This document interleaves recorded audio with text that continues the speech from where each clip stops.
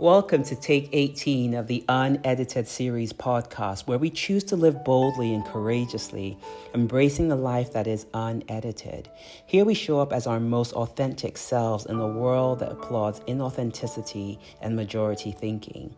I'm your host, Rontiade Benson Idahosa. I'm a peacemaking light worker, a lover of justice, and in the season of love, we are doing something different, Jerry. While a lot of people are focused on looking for love externally, we are looking inwards, right? We talk a lot about red flags in relationships, how to spot them, how to avoid them. But have you ever asked yourself, am I a walking red flag? This isn't about shaming ourselves, fam. It's about self-awareness. Because when we don't heal, we actually repeat cycles. The truth is that hurt people. But healed people, heal people. And that's the goal. And so today we're going to explore 9 signs that you might be a walking red flag. And more importantly, how to shift from being someone who wounds others to someone who actually heals others. So I'm going to break these down into 3 categories because at their core, red flag behaviors actually stem from 3 things. Number 1, unprocessed pain that burns everything in its path. Number 2 is a disconnection from truth and boundaries. And finally, it's about control, manipulation, and the fear of being alone. So let's start with the first one, the fire that burns everything. The first sign that you might be a walking red flag is that your unprocessed trauma is actually showing up as rage, as narcissism, or fear. Trauma that isn't healed becomes a wildfire. It consumes everything in its path. It can show up as anger, defensiveness, or even an inflated ego to protect yourself. Right? So if your emotions feel bigger than the situation at hand, that's a sign that your past pain is actually running the show. The question to ask yourself here is, when I react, am I responding to what's actually happening right now? Or am I responding to a past wound that hasn't healed yet? The second sign here is using sarcasm as a sword and a shield. Sarcasm can be fun, right? But when it's used to avoid vulnerability, it becomes a weapon. It can be a way to protect yourself from emotional intimacy or to cut others down before they can hurt you. The question to ponder here is, am I using sarcasm to deflect or to connect? Finally, the third sign that you might be a walking red flag in this category is processing the world through your wounds. If you find yourself expecting betrayal, assuming the worst, or feeling like everyone is out to get you, it may be because your past pain is actually shaping your present reality. The question to ask yourself here is, am I seeing the situation for what it really is, or am I seeing it through the lens of past pain?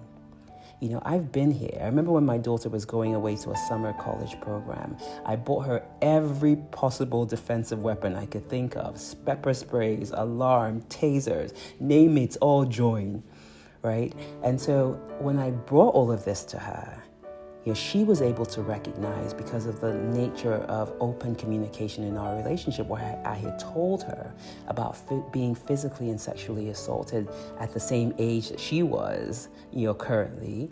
And she was able to make that connection. She said, "Mom, is this about me or is this about you?" And in that moment, I had to pause and reflect and recognize, right, that was an example of where my past pain was actually shaping my current reality. I was actually living and seeing and experiencing the world through some of my own wounds, right? And so here's my proposed shift. Healing starts with recognition, with self-awareness. If you see yourself in patterns, right, it's a wake-up call, because the truth is you are not your trauma. You can actually begin to heal. The second bucket from which red flag behaviors stem is a disconnection from truth and boundaries. The first sign here is that you might be a walking red flag if you use brutal honesty and disguise it as integrity. Do you know people like this? These are people who just say, "I'm just a brutally honest person. I just tell things as they are." And when you look into the history of these people, you will usually find that someone was similarly brutal with them. Fam, honesty should never require brutality. If you pride yourself on telling it like it is, but people around you feel wounded instead of supported, it's time to reevaluate. Truth without kindness is not integrity. It's being reckless with your words.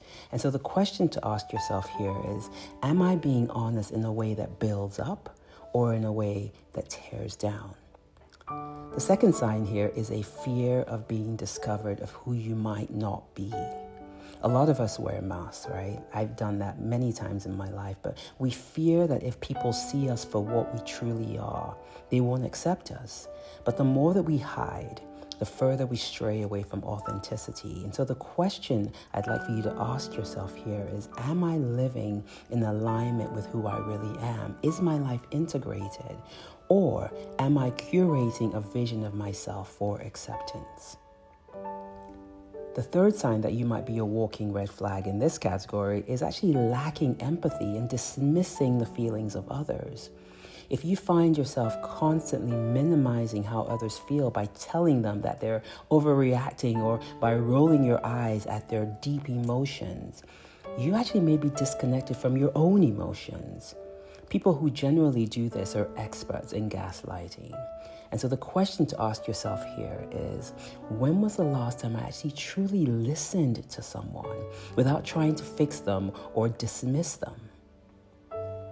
And finally, consistently crossing others' boundaries without remorse, without mercy.